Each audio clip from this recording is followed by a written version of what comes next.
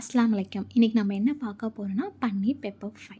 அதுக்கு first of all 200 grams of paneer எடுத்து வச்சுக்கணும். அதில் வந்து 1 டேபிள் ஸ்பூன் ஆஃப் கார்ன்ஃப்ளவர் மாவு, 1 பிஞ்ச் சால்ட் போட்டு அதை நல்லா நம்ம மிக்ஸ் பண்ணி வச்சுக்கணும். நெக்ஸ்ட்டு ஸ்டவ் ஆன் பண்ணிட்டு பேன் அதில் வச்சுட்டு பேன் சூடானதும் 2 டேபிள் ஸ்பூன் ஆஃப் ஆயில் ஊற்றிட்டு ஆயில் சூடானதுக்கப்புறம் நம்ம மிக்ஸ் பண்ணி வச்சிருந்த பன்னீர் அதில் போட்டு ஃப்ரை பண்ணிக்கணும். ரொம்ப கோல்டனாக ஃப்ரை பண்ணக்கூடாது, ஒரு மீடியமான ஃப்ரை பண்ணி அதை எடுத்து வச்சுக்கணும். நெக்ஸ்ட்டு அனதர் பேனை அடுப்பில் வச்சுட்டு அது பேன் சூடானதும் 2 டேபிள் ஸ்பூன் ஆயில் ஊற்றிட்டு அதில் 2 பட்டை, 2 ஏலக்காய், 2 கிராம்பு போடணும்.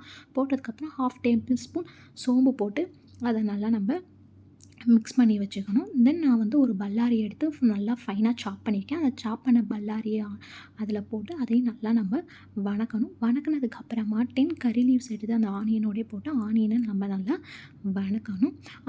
இந்த டிஷ்ஷுக்கு மெயினே இந்த ஆனியன் வந்து நல்லா வணங்குறது தான், அப்போ தான் நல்லா டேஸ்ட்டு கொடுக்கும். அதுக்கப்புறமா 1 tablespoon of ginger garlic paste அதில் போட்டு அந்த ஆனியனோட அந்த ஜிஞ்சர் கார்லிக் பேஸ்ட் வந்து நல்லா வணங்கணும். அதுக்கப்புறம் நான் வந்து ஒரு ஸ்மால் சைஸ் டொமேட்டோ எடுத்து அதை நல்லா சாப் பண்ணியிருக்கேன். அதையும் அதில் போட்டுட்டு அந்த ஆனியனும் அந்த டொமேட்டோவும் நல்லா சேர்ந்து வணங்கணும். அது நல்லா வணங்கினதுக்கப்புறமா நான் வந்து 1 tablespoon of pepper powder எடுத்திருக்கேன். அதையும் போட்டுட்டு 1 tablespoon of coriander powder எடுத்து போட்டுறணும். அதுக்கப்புறமா 1/2 tablespoon of garam masala போடணும். அதுக்கப்புறம் 1/2 tablespoon of turmeric powder போட்டுட்டு சால்ட்டு வந்து நமக்கு தேவையான அளவு அதில் போட்டுட்டு அதை நல்லா மிக்ஸ் பண்ணணும். அந்த மசாலாவும் அந்த ஆனியன் தக்காளிலாம் நல்லா மிக்ஸ் ஆனதுக்கப்புறம் நான் 1/2 டம்ளர் தண்ணி எடுத்து அதில் ஊற்றிருக்கேன்.